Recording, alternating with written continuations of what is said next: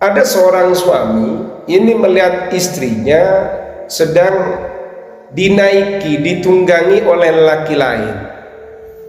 Assalamualaikum warahmatullahi ta'ala wabarakatuh. Jangan lupa bersyukur, tersenyum, dan bahagia. Bismillahirrahmanirrahim. Alhamdulillahirabbil alamin. Allahumma shalli ala sayyidina Muhammad. Pada kesempatan kali ini kita akan ngaus kitab Asrarul Jima', tepatnya halaman 25. Kita akan melanjutkan kajian sebelumnya, tapi sedikit saya ulang biar nyambung keterangannya. Bismillahirrahmanirrahim. Wahuna di sini, maksudnya di sini adalah menjelaskan isi syair di atasnya. Yusawwiru, menggambarkan, wat'an, pada posisi muayyanan, posisi tertentu, halal jima'i, ketika melakukan al-jima'. Fa idza kanatil mar'atu, jika keberadaan istri, naimatan, adalah tidur, ala dhahriha, di atas punggungnya, berarti istri ini terlentang. Warrajulu, sedangkan adapun suaminya, fauqaha, berada di atasnya, istri di bawah terlentang, suami di atas. Awil aks min dzalik, atau sebaliknya, berarti suami yang terlentang, istri di atas. Dalam bahasa populer disebut woman on top. Apa yang terjadi ketika sudah seperti itu? Fayahdutsu naw'uh tikakin, terjadilah semacam pergesekan. Jadi pergesekan antara tubuh pasangan dengan pasangannya, tubuhnya suami dengan istrinya, atau tubuhnya istri dengan suaminya. Kemudian warrohzu, adapun kata arrohzu yang ada di atas. Arrohzu ini bisa bermakna goncangan, bisa bermakna suara atau desahan. Huwa sautun natiju an quwwati ihtikaki a'dha'i jismir rajuli ma'a a'dha'i jismil mar'ati. Adalah suara yang ditimbulkan oleh kuatnya pergesekan antara tubuh suami dengan tubuh istrinya. Karena di sini ketika itu sang suami sedang menjima istrinya, sedang memompa, atau kalau istri ada di atas sedang menggenjot, muncul suara namanya ar-rohzu. Kemudian ada kata lagi wartahaza, kata irtahaza ay taharraka, bergerak, wahtazza, bergoncang, wanasyita, bangkit.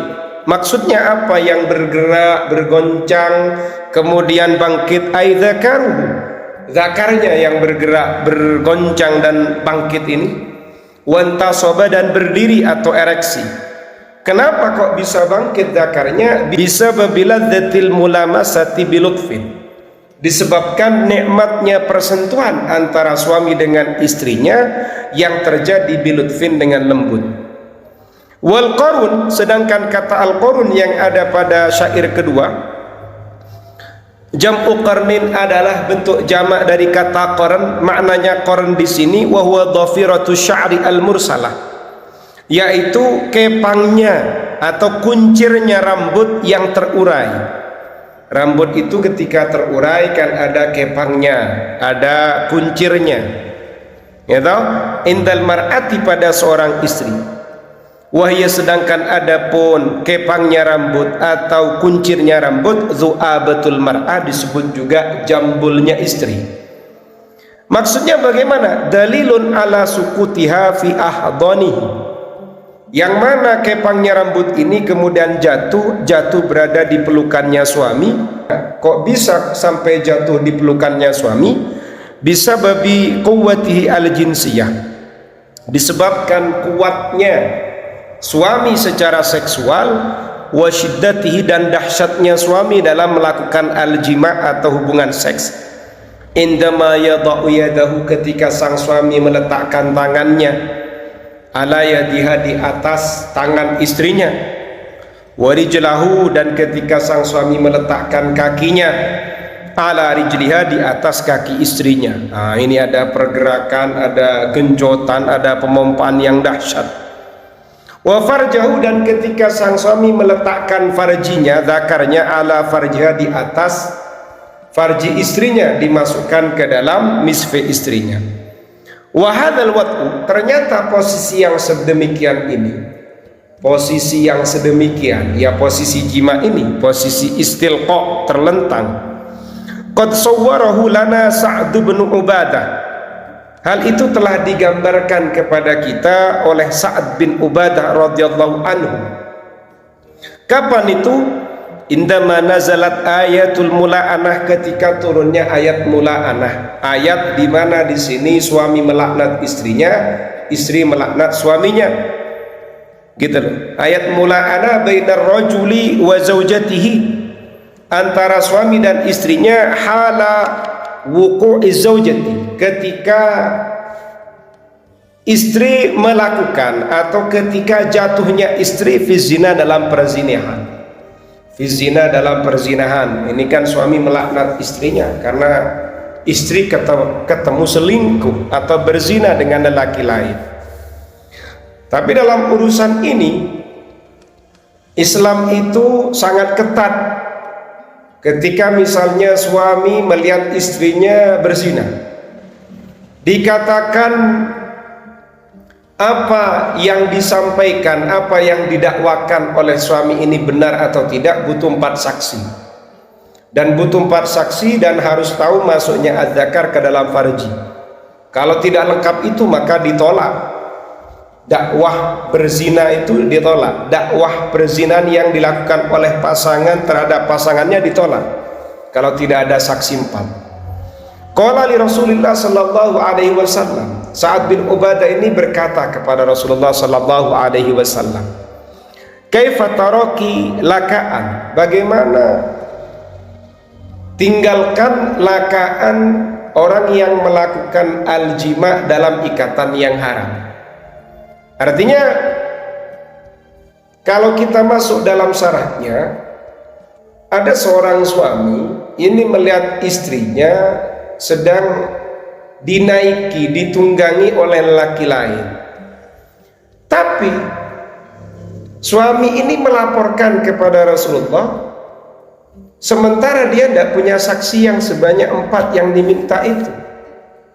Akhirnya apa? Ya tinggalkan karena saksinya tidak kuat. Jadi urusan perzinahan ini sangat sakral dan sangat kokoh. Hati-hati betul dalam Islam, karena konsekuensinya besar. Kalau diiyakan setiap dakwaan perzinahan, ini nanti kalau zinanya muhson, itu kan berada di perempat jalan kemudian dilempar dengan kerikil-kerikil yang sedengan itu sampai mati kan. Jadi konsekuensi akibat itu kan besar. Sehingga meskipun suami yang mendakwah istrinya melakukan perzinahan tapi tidak didukung dengan saksi yang kuat yang sebanyak 4 saksi dan harus melihat masuknya adzakar ke dalam farji, ya tinggalkan, berarti tidak kuat, tidak kokoh, tidak bisa didakwa, ya kan? Kaifa taroki lakaan, bagaimana taroki, tinggalkanlah lakaan, lelaki yang menjima istrinya orang lain dalam ikatan yang haram. Qatafakhodah, padahal lelaki itu telah menyentuh paha istri itu. Artinya lelaki lain tadi sudah menyentuh istri yang digarap, ya istrinya orang. Kalau contohnya di sini adalah istrinya Sa'ad, berarti istrinya Sa'ad. Wa huwa jalisun baina syu'abiha al-arba, padahal lelaki itu sudah menunggangi, sudah menaiki perempuan tadi baina syu'abiha al-arba, di antara 4 cabang, 4 anggota tubuhnya. Artinya sudah lek pakai bahasa Madura wis nungkok. Jadi kedua kaki sudah, kedua tangan sudah bertumpu, begitu juga kedua lututnya. Ini sudah menunggangi perempuannya. Wa altamisu lahu syuhudan, sementara saya harus mencari saksi dulu untuk menguatkan kalau dia betul-betul selingkuh atau berzina. Walam yakun li an unhiyahu, sementara aku belum bisa mengganggu orang yang sedang menunggangi, tidak bisa mengubahnya, tidak bisa menyerangnya, tidak bisa menggoyangnya. Wala uharrikuhu, dan saya juga tidak bisa menggerakkannya.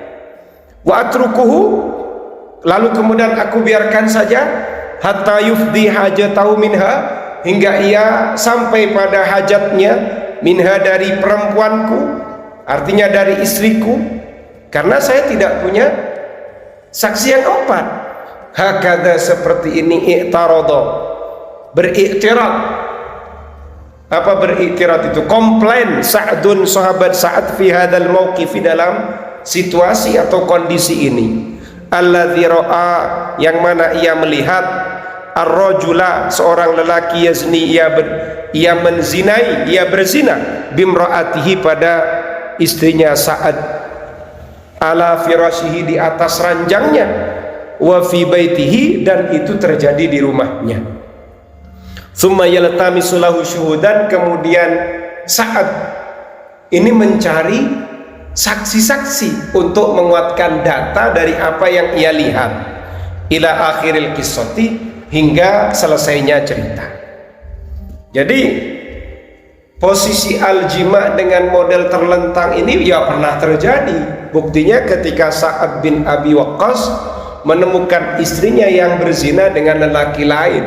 Hanya saja Sa'ad bin Abi Waqqas dalam hal ini ia butuh untuk mendatangkan saksi agar bisa menguatkan data yang ia sampaikan kepada Rasulullah. Kalau Sa'ad bin Abi Waqqas ini tidak punya saksi, ya tinggalkan saja. Tinggalkan dalam artian apa? Datanya Sa'ad bin Abi Waqqas ditolak. Kenapa tidak ada saksi seperti itu? Nah, terus bagaimana kalau dia memang berzina beneran? Ya itu urusannya, hukumannya Allah yang akan menimpanya seperti itu. Wa qala Ibnu Rumi berkata, u'anikuha wan nafsu ba'du musyawwiqatun ilaiha wa hal ba'dal inaqi tadani. Wallahu a'lam bissawab.